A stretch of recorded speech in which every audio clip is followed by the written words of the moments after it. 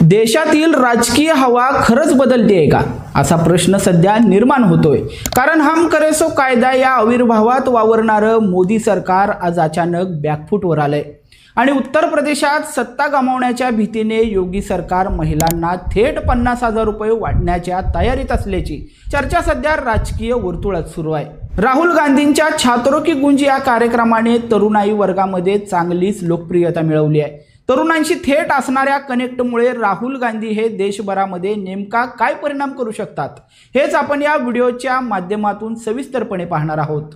मात्र त्यासाठी हा व्हिडिओ शेवटपर्यंत नक्की पहा। नमस्कार, मी हुसेन नदाफ आणि तुम्ही पाहताय यस प्राइम न्यूज।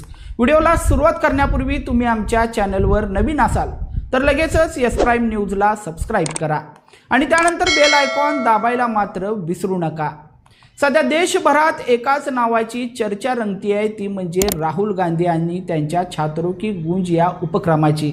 तरुणांशी थेट संवाद साधत त्यांच्या समस्या जाणून घेण्याचा हा प्रयत्न जेनझी म्हणजेच आजच्या तरुण वर्गाला खूप भावतोय।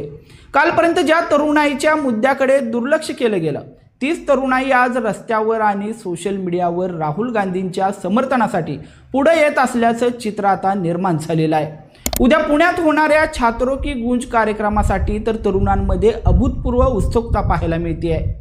देशातील तरुण आता पुढचा पंतप्रधान म्हणून राहुल गांधीकडे पाहू लागलाय की काय अशी चर्चा सध्या राजकीय विश्लेषकांमध्ये रंगू लागलेली आहे। तरुणांच्या या वाढत्या प्रतिसादामुळे सध्या केंद्र सरकार आणि भाजपच्या गोटात मात्र मोठी खळबळ उडाली आहे। विरोधकांच्या मते आजवर स्वतःच्या धोरणावर ठाम असणारं सरकार तरुणांच्या या आंदोलनामुळे आणि वाढत्या असंतोषामुळे बॅकफूटवर आलेले दिसते। राहुल गांधींची सोशल मीडियावरील वाढती लोकप्रियता आणि प्रत्यक्ष मैदानातील उपस्थिती यामुळे भाजपच्या रणनीतिकारांना देखील विचार करायला भाग पाडलं जाते। पण खरा ट्विस्ट इथेच नाहीये। येत्या काही महिन्यात उत्तर प्रदेशसह 4 महत्त्वाच्या राज्यांच्या निवडणुका होत आहेत। उत्तर प्रदेश हे देशातलं सर्वात मोठं राज्य, तिथली सत्ता हातातून गेली तर दिल्लीचं तख्त धोक्यात येईल याची जाणीव भाजपला आहे।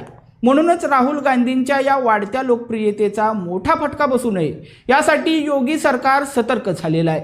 उत्तर प्रदेशातील सत्ता वाचवण्यासाठी सरकार महिलांना प्रत्येकी 50,000 रुपये देण्याच्या प्रस्तावावर विचार करत असल्याच्या बातम्या समोर येत आहेत। मात्र या निर्णयावर नोट दो वोट लो अशी टीका देशभरातून होती आहे। देशभरातून सध्या नाराजीचा सूर उमटतोय। सत्ता टिकवण्यासाठी राजकीय पक्ष कोणत्या थराला जाऊ शकतात यावर आता सर्वसामान्य जनतेत मोठी चर्चा सुरू झाली आहे। तरुणांचा वाढता पाठिंबा खरोखरच 2029च्या किंवा येत्या निवडणुकीच्या निकालामध्ये परिवर्तन घडवून आणणार का, की भाजपची नवी धोरणं ही हवा रोखण्यात यशस्वी ठरतील? तुम्हाला काय वाटतं? राहुल गांधींच्या छात्रों की गूंजमुळे देशातील राजकीय हवा खरोखरच बदलली आहे का? आणि महिलांना 50,000 रुपये देण्याचा प्रस्तावाचा राजकीय फायदा भाजपला होईल का?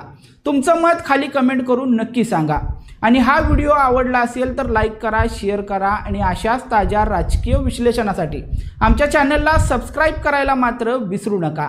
धन्यवाद।